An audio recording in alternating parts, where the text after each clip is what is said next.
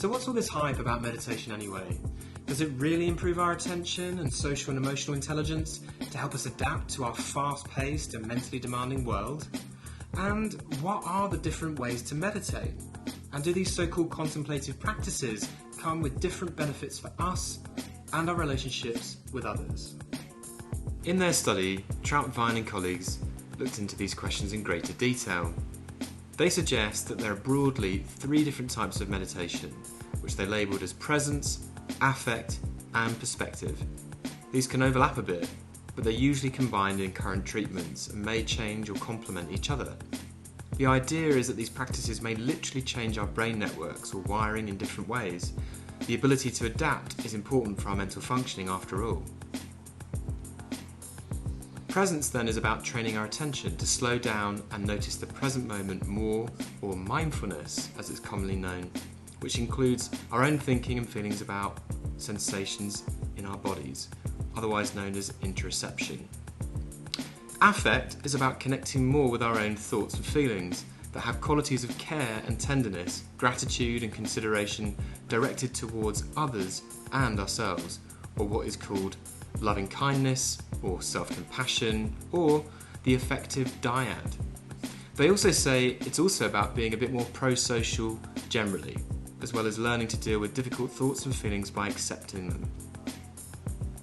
And perspective is about improving our ability to have thoughts about our thoughts or feelings and sensations, known as meta-awareness, as well as holding in mind how we and others might view things, known in the business as mentalizing or theory of mind. First, the 191 healthy adults were compared to 30 healthy adults, so 191 healthy people who got all trainings versus 30 healthy people who got nothing, who did not receive any training at all to make sure that changes were not down to time alone or chance. Second, a further 81 healthy people completed only the affect training module and were compared to a further 30 people who received no training at all, so 82 healthy people versus 30 people who also got nothing.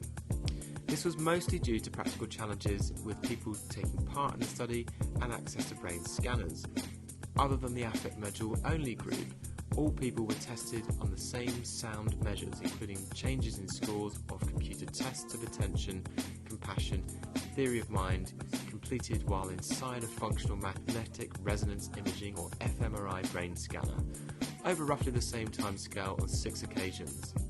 Once before the training program started, 3 times before and after each of the training modules, taking up to 9 months, and twice again at 4.5 and 10 months after the trainings had ended.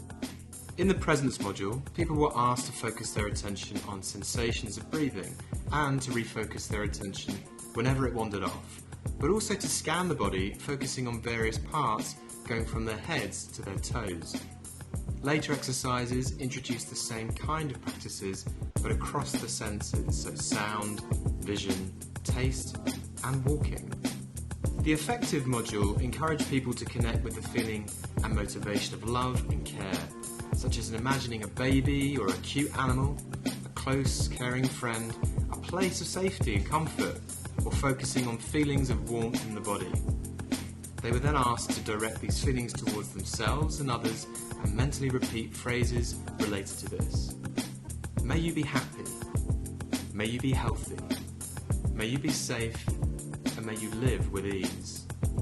Finally, the perspective module involved noticing thoughts as simply thoughts that are completely natural but not necessarily reflections of reality. This included labelling thoughts as thinking and was also about learning to let them come and go without getting caught up in them. Then, in pairs, people were asked in turn to think about situations from their day, to consider things that were difficult and when they were grateful. As each person shared their situations and connected with how it felt, focusing more on their own feelings and bodily reactions without overanalyzing it, the person listened closely to what the other person had to say without giving spoken or non-verbal feedback to improve empathic listening.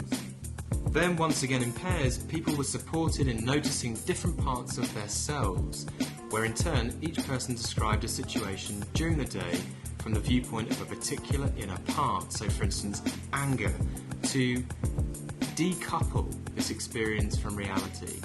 Again, like the affect module, the other person would listen in without giving feedback, but instead try to work out who's speaking here in terms of the inner part being expressed. Later exercises also involve people trying to take the viewpoint of people who they struggle to get on with in their daily lives. The role thoughts play, but also how these may be different for others and how understanding others' behaviour is not necessarily the same thing as being approving of it. The studies showed that when comparing the different modules, people's attention improved most consistently after presence training. Compassion, but interestingly attention, was boosted most consistently after affective training. And theory of mind partially improved only after perspective taking, but the authors say this requires further testing as differences were quite small. This means that specific meditation trainings can potentially benefit different types of mental functioning when compared to receiving no training at all.